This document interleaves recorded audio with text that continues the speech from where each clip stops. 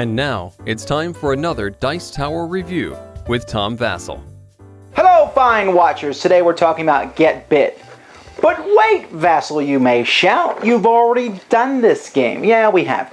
But this is a slightly upgraded version from Mayday Games. The original one was done by Robot Martini. Very minor differences in here.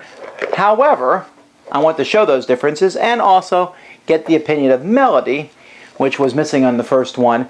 And so we're going to talk about what we think of Get Bit.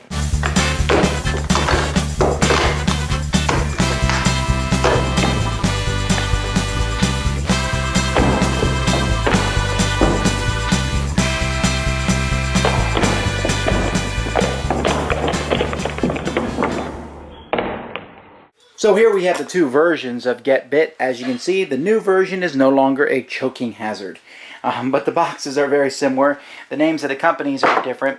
One of the big differences between the games is that, and this is the big difference, is that the original game, for some reason, they put the numbers on the other side of the cards. And I don't know anybody who holds cards where the numbers are on this side. In fact, most people hold their cards like this, which is not very handy. Here now, the numbers are on the other side in the new version. Other than that, there's also a plastic shark in the new version. And you say, wait a minute, I see a plastic shark in this version. Yeah, but I stole that out of a Lego box, okay? It just came with a shark card. So the new one comes with a plastic shark. Other than that, it would appear that the people in each one, I call them robots, but I guess they're people, are similar. In fact, if I mix them up, can I tell who's who? Well, probably, because this young guy has been with me longer and has had his arms ripped off many times. So, if this is your first time playing the game, it works like this. Everybody puts their people, there's a way to set it up, but each person is going to put their character in a row. You can have up to 6 people, and they're all swimming in a big circle like this, and the shark is going to bite the person at the end. Everybody plays a card face down at the same time each turn.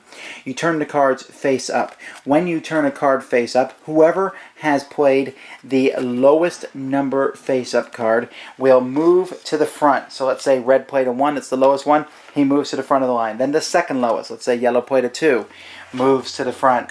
Then the third lowest. And so people keep moving to the front. However, if you play the same number as somebody else, so if I play a 1 and yellow plays a 1, neither one of us would move.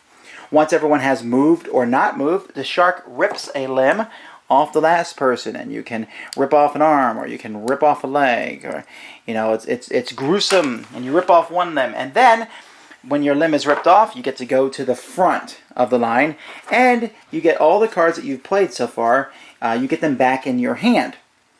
Now, if you haven't been bitten, then you don't get your cards back. So if you play, for example, the 7, you won't have that for the next round. And so the next round you play another card. Now, if you are down to 1 card, you will get all your cards back. Otherwise, you keep going, and the game progresses. Once all your limbs are gone, then you're dead and out of the game. Okay? When there is only 3 people left, things heat up. Let's say red, green, and purple have been chewed on. And let's say it looks like this. Oh, gruesomeness. It's not looking good for yellow or white.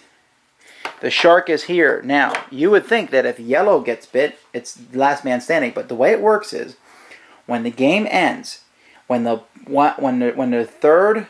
only 2 people left, whichever one of them is in the front is the winner. So, let's say this one worked like this. White moves here, blue moves here, yellow moves here. The shark chews on yellow, yellow's dead. White wins the game because white is in the front. And so that's the way the game works.